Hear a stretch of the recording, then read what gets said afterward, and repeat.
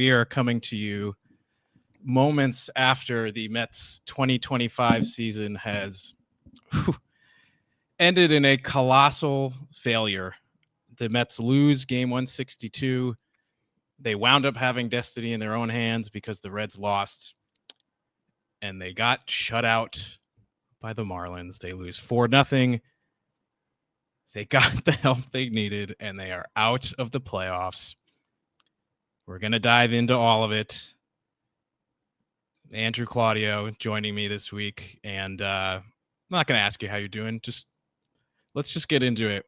It's been about 10 minutes. What are you feeling right now? So it's interesting. When I started doing the Mets therapy clips, right? Like started going just a quick 2-3 minutes, my thoughts after every Mets game. Obviously, you have to come up with a theme and a bit, and the whole point of Mets therapy was like, let's put things into context. It's never as bad as it actually is. It's never as good as it actually is. And it's how I usually approach 162 game seasons. I don't try to, at least I try to not overreact to like a bad loss in April or a bad loss in May or June. I recognize what the marathon is. And there's just no spinning that when you fall one game short of the playoffs and you collapse the way that this team did, that any one game that someone wants to go to from this month, from this week, from this second half, or anytime this season, it costs them. Any scapegoat you want to go to, whether it's Carlos Mendoza, whether it's David Stearns, whether it's any of the players, or more specifically the pitchers that played for them this season, their one loss that you could put on them cost them. And look, it's going to be a long off season, and I'm sure at a certain point we can start to talk about the off season. But in the moment, I'm thinking, and it's how I thought most of today, watching as they slowly had their season slip away from them, that they got here because they put themselves here, and this is the appropriate way for their season and this season to end. So that's really where I land right now. It's not as heartbroken as 2000 or 2008 or 2007 or 2008 were at all, but it's absolutely appropriate. And I'm gonna have a hard time trying to find the positives from this season when we're 3.5 months into the culmination ending where it was supposed to. Yeah, I think you hit the nail on the head. One, like, look, we can dig out positives later. That is not the conversation today, nor should it be for several weeks. The Mets will now have to face a reckoning, and it's a reckoning of their own making. There's been a lot of people throughout the season, and I understand being hopeful and being optimistic, and I fault nobody for that. But there was this thought that, like, after all the heartbreak, after all the, like, 50-50 balls that didn't go their way, or them making foolish decisions in the field, or striking out in a big spot, or giving up a big crooked inning. Of course, that happened today too. That it was somehow going to end in a magical moment when the season itself had been so not magical. I think that was us fooling ourselves, because otherwise it would have just been so bleak to watch this team every day if you thought there really was 0% chance that things were going to turn around. And like you said, it could not be more appropriate that for one final time we were like, ninth inning comeback, and the guy who hit the ball that got them into the postseason last year hits the ball that sends them home this year. And it just is the nail on the head that these could not have been more different seasons back to back. They are completely different teams. And if I'm being completely honest, and this is raw emotion, one of the most unlikable Mets teams of my entire life that wasn't like 40 games under 500. Like, I don't think there's been a good Met team, good because they barely even finished above 500, that I've hated watching more than this team. And while I am upset that they will not make the playoffs, I am upset that the expectations were so off, and that we as fans have to face the indignity over the next calendar year that this disaster has led to. There is a part of me that is so happy I will never have to watch this version of this team ever again, because man, I'm just done. Like, I'm group and I just can't watch it anymore. And we don't have to. I think what goes to that is that this new format, this new 16 playoff, the 3 wild cards, Yep, is the only thing that kept us watching to the end. Like, they would have blown a playoff spot at some point in September if this was a 2-team wild card or even a 1-team wild card. And out a week ago. Well, so even I would say even like the Phillies series, they probably fall out of it. And we're looking at like they're chasing San Diego, or they're chasing like that series against San Diego would have been interesting because it would have cut their deficit behind San Diego to 1 or 2 games. But because of the 6-team format, it's like we were held hostage by this team and by this season. And the only reason to keep watching is because the last 3 seasons, the 6th seed made it to at least the NLCS, and the 2 seasons prior, the 6th seed made it to the World Series. So there is value in just making it. Hell, I give the Reds a shot with their pitching and that Dodgers bullpen that exists. So it comes down to the fact that I didn't enjoy watching most of the season either. There are guys that are left over from likable teams from years past. Like you mentioned, Lindor making the final out of the season.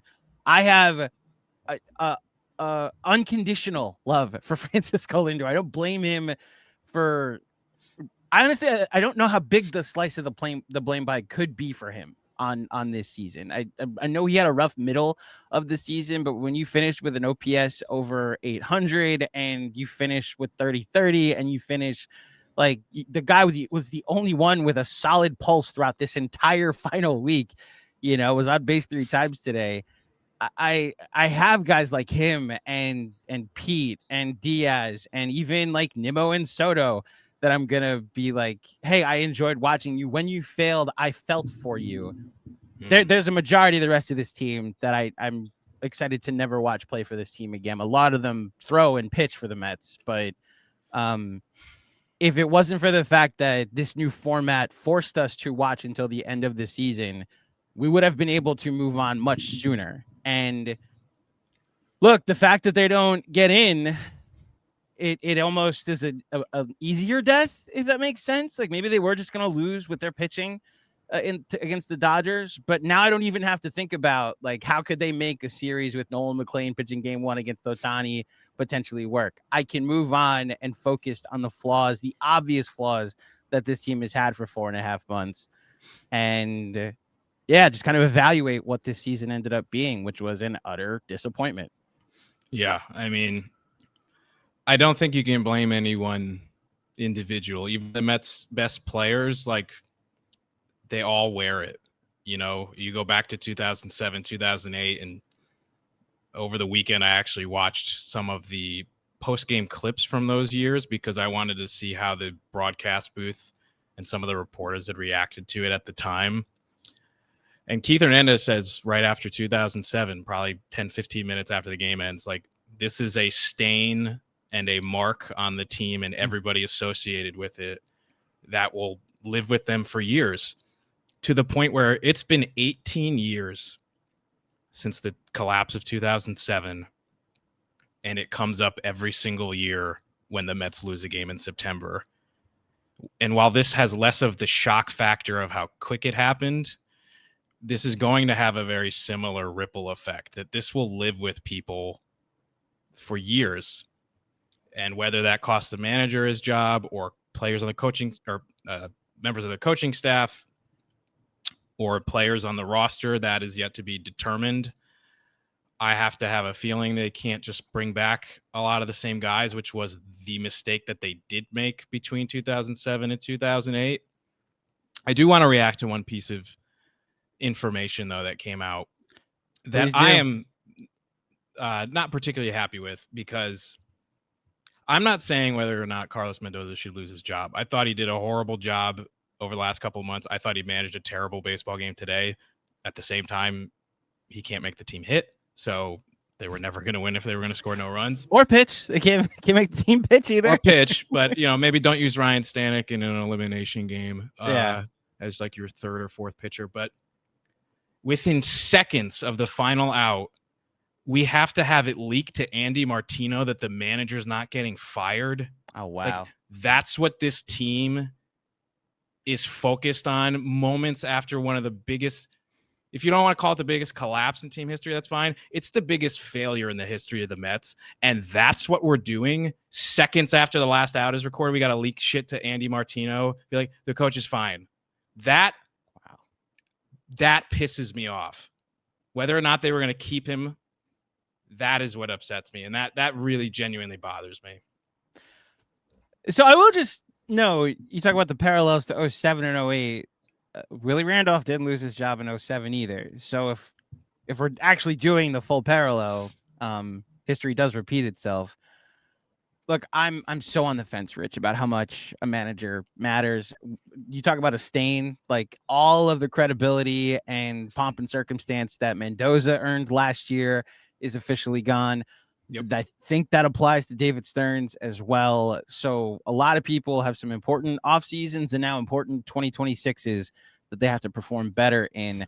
The wording of this tweet is very fascinating. And this is where Martino injects his opinion a little too much, I think, and they shouldn't, he adds, as they have no plans to fire Carlos Mendoza off this collapse. I'm glad you get to keep your sources, buddy, but for the rest of us that have to read this, I just need you to report the news. That's really it. Like, say that per sources, the Mets have no plans to fire Carlos Mendoza off this collapse. I don't need the needling at the end. I can understand them not blaming him, even though I agree with you. Boy, did he overmanage this game. Boy, does he have a lot of questionable decisions and tendencies that I think a young manager probably has to learn from, which maybe this was his growing pains year, which you hate that it came in one of the more important seasons in team history. Right. But fine. Maybe knowing this, he'll be better in the future. I also just, and this can kind of inform is where we go with what went wrong this season. As much as there's blood on Mendoza's hands and blood on Stearns' hands, there's also just like a lot of things that nobody could have foreseen going wrong. Like there's the easy first guesses, like Frankie Montas and Cedric Mullins and so many different guys in the bullpen. I don't know anybody who was like, don't bring Kodai Senga back, especially when he had a ERA under 1.5 for the majority of the first 2.5 months of the season. I don't know anybody who wasn't thrilled when Minaya got re-signed and then came back this year at one point, especially that last game before the All-Star break. I wasn't opining for Harrison Bader to come back in the offseason. They ended up being right about not bringing back Jose Iglesias or JD Martinez. Everybody that wants to say those were the heart and soul of the team. Well, they were also, JD Martinez is like a pickleball owner now. And Jose Iglesias is like, he's basically playing the Acuna role, and Acuna played his role fine as a guy that he was honestly more valuable because of what he could do with his speed and the late inning pinch running that he was able to do. Having said that, when you have like all these unforeseen things and then the things in your control that you could have prevented against, it's a collective bunch of things that went wrong. And if it wasn't for Nolan McLean coming up and being somewhat of a prince that was promised, and these four guys at the top of the order having the great years, good to great years that they had, I wonder how long they would have lasted in any capacity as being good this season. You know, was this always destined to be like an under 500 team, but you had those 5 things potential. And I guess just to say the first 2.5 months that they got from the rotation before it completely fell off a cliff. Were they always destined to be like this bad of a team that falls out of a playoff race and doesn't miss it altogether? It's hard to say, like there's so many, and this is the thing that's going to drive us all insane over the next 6 months, is there's like 15 different instances, particular games or just moments in particular games that you can go back to and be like, if that went different, Last Saturday against the Nationals is going to be the one that bothers me the most, I think, out of them all, with Brandon Nimmo striking out with the bases loaded and not winning in extra innings in a tie game. Just but you real can quick, Rich. I go through my Twitter, not you in particular, yeah. Mets fans. I spent the middle innings basically after Pete lined out today, 116 miles an hour, the hardest ball a Met has hit this season, and it's an out. It was just the appropriate way That's when you knew that inning to go. It's like, oh, that's right, it's not their year. Yep. I just went through a litany of box scores, posting them out. Like, what if this had gone different? Like you mentioned the Nationals game last weekend. How about the other 6 losses to the Nationals this season? One of which, I don't know if you remember this, but the night that or the day, I guess, I was enjoying the Knicks beating the Pistons in game 4 of the first round this year. Mets blew a 7-1 lead, had a 7-1 lead in the 7th inning in Washington. 2 nights earlier, I don't even remember that. 2 nights earlier, they lost on a night where Diaz couldn't pitch and Stanek had to pitch the 9th inning. They blew a lead in the 9th inning against the Nationals.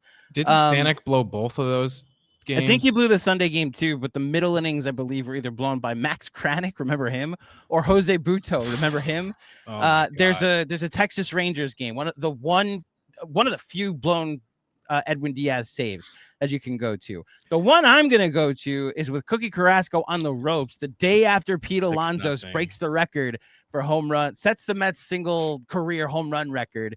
You're up 6-0 after a rain delay, and your all-star David Peterson gives up 9 runs in the 5th inning or 4th inning, and you lose that game after being up 6-0. There's all the Helsley games you want to go to. There's all the Marlins losses. Finale against the Reds. That's a 2-game difference when Marte hits into the double play in a 1-run game. Speaking of Reds games, the day they retired David Wright's number, where they're up for most of the game, and then Soto hits a game-winning grand slam just foul. Like, how about the game against the Reds that they punted after the All-Star break and threw a fucking bullpen game after the All-Star break? Yeah, these matter. That one in particular matters. Yeah. Every game against the Reds you want to talk about, those count for 2. Yeah. How about the 2 Dodgers games? Actually, go to 3 Dodgers losses that they had this year. The one in particular that I remember the most, I know they blew one in the 9th inning, I think. So Brazoban on a night where Diaz was Max off. Muncy Hits the home run to tie it. Yep. 2 days later is the one you're going to then point out, right? No, I'm going to point out to the one at Citi Field where the Mets had the bases loaded like every 5 innings in a row or something, and they lost I think in 12. It was truly like an invisible force field when it came to some of these comebacks of like, even when they did it, there was like 2 or 3 games where they actually overcame a deficit to tie games in the 9th inning, and they always lost anyways. Well, so to that point, that Dodgers game is a game that won at Citi Field. It was a game they were down 3 in the 9th, came back to tie it, didn't score after holding the Dodgers scoreless in the top of the 10th, didn't score after holding the Dodgers scoreless in the top of the 11th, and then they lose in 12. The last game at Dodger Stadium during their only winning road trip this season, by the way, their only winning road trip, because if they had won today, this will be their 2nd winning road trip, and it would have got them into the playoffs. But I digress. Up 4-0 earlier in the game against the Dodgers, David Peterson gives up 3 runs. Then they go up 5-3 in the 8th inning, and Reed Garrett blows it. It gives up 3 runs. They lose 6-5. Brett Beatty had a big error. There's a Cleveland game during their 2nd big losing streak. Alonso hits a big home run to tie it. They're down 5-0. That was a Mania implosion in the 6th inning. They give up 5 runs in the 6th. They tie it in the 8th inning. Pete Alonso's 4 for 4, right? Comes up and Lindor hits the double, the Sarbaugh non-send of Tyrone Taylor. They walk Soto to load the bases, and then Pete strikes out, and then I believe Jeff McNeil lines out. The Mets lose an extra inning, 7-6. You can pick your margin, your 1-game margin that you want to go to, Mets fans. It's appropriate. All the Brewers games in Milwaukee that they had a lead in and lost. Yep. How about a bunch of others? Yeah. And some other things that don't go into just games that they blew or didn't come back in. How about the fact that everyone with eyes, including like prospect people who I know, like Joe DeMayo, who are like very conservative when it comes to calling up prospects, everybody knew Nolan McLean should have been up in the first week of July. Even if you want to be conservative, midway through July. They don't call him up until the middle of August. How many starts did the Mets punt when Nolan McLean was ready that they could have used now, that were started either by Frankie Montas or Justin Hageman, that they just gave away? Yeah. Let alone the other, kids that they eventually called up. Well, so the McLean funny is thing, the most glaring. McLean is the most glaring. And I remember even in the moment, because they wanted to preserve his rookie status. And cool, we did that. Congrats. Yeah, I mean, mission accomplished. Awesome. In the moment, I remember saying, like, if you're gonna do this, you then can't still give me Frankie Montas. And Montas has multiple games this year that were just they're automatic losses on the schedule. And you look, I mean, Paul Blackburn does as well. We didn't even mention the game that started the tailspin. I know people go to when Senga got hurt. That moment was the tailspin. They won that game. That was the ending of a 7-game winning streak. Then the next night they play the Tampa Bay Rays 5-0, and Paul Blackburn literally blows the game and they lose 7-5. Like the Paul Blackburn starts that weekend series against the Pirates where I have a Blackburn loss and a Montas loss and they get outscored 30-4 in 3 games. Like, you can go through so many different like process and organizational failures that could lead to one more game being lost. But I think, Rich, we're going through the 1-game margin. I maintain this offense was probably good enough to make the playoffs. In fact, I don't even think probably is the word. There's a lot of good individual seasons on here. They would have been a playoff team with this offense, with bad pitching. This is historically atrocious pitching. The most pitchers ever used by a franchise in baseball history. That stretch of the season where only David Peterson was going 6 innings, and you had to go back to 1907, was it, that you had a stretch that long where only one of your starting pitchers was able to go 6 innings? And that was during a time where teams had like 7 pitchers on their roster, so you had to go 6 innings even if you didn't have it. This falls on the pitching for me more than anything. I don't know how I know you largely usually lean offense, but this offense was good enough to make the playoffs. This pitching wasn't good enough to finish like with 70 wins, in my opinion. Yeah, I like to have, and the Yankee fans are starting to come into the chat now, including Sean with the W. What's up, Sean? Thanks for that. You jackass. Jerk. How the Ravens doing? They're better than the Mets. That's yeah. Well, that's too. I got very little ammo right now. And that's it. Real quick, I think that is the thing that Mets fans are gonna have to wear for the next few months. We have to. I never once said the city's under new management. I'm more so just like made fun of management. Like, how do you let your best employee go to the second team in the city? And it was more of a reminder that the second team in the city has gone up a few floors. Now that floor may be on fire right now, but like the reality is for the next 14 years, we still do have the valuable asset that you let walk. Hopefully you get a title this year to make up for losing that asset, but I digress. Yeah. I'm going to respond to that real quick and then get back to the question you originally asked me. Mm-hmm. I think that is the part that stings the most is the Mets as a team, they deserve what they get. Anything anybody says, it's like totally fair game because the Mets did this to themselves. Like they opened themselves up for this 100%. The Met fan, other than like maybe the jerks out there, and there are plenty of Met fans I don't like either. What sucks is like we got bullied by Yankee fans our entire lives, like 20, 25 years. We're taking it on the chin pretty much every year. And we just kind of had to because that was the way that it was. And after all that time and living with the Wilpons and all that stuff, we finally got one over on them. And you felt like the Mets deserved, karmic wise, and I don't really believe in karma anymore these days. It felt like the Mets fan deserved to just like get one. And the fact that the karmic justice is the Yankees stay good and the Mets miss the fucking playoffs, like that sucks. That sucks. It sucks. I agree. I also don't believe in karma because like the evidence is in the performance too. I don't believe the Mets lost this year because of karma or because No.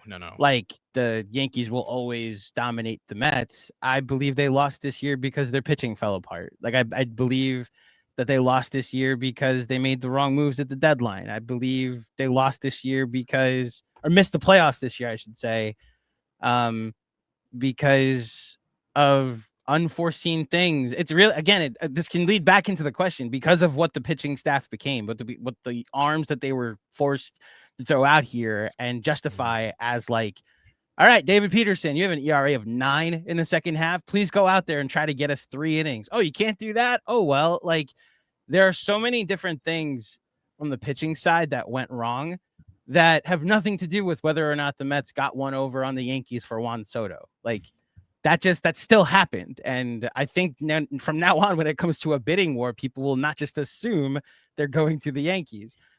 It doesn't matter today. That's I think what I'm trying to get across today. Like the Mets will probably still win bidding wars in the future. It just might not translate to playoff berths. And maybe that's the wake up call that a lot of Mets fans need today. Yeah, I mean, it sucks. And, to your original question about pitching and offense and stuff, like, we're never going to disagree on the fact that the Mets pitching was their biggest problem. But I've been saying it for a long time, and it reared its head on the final day of the season.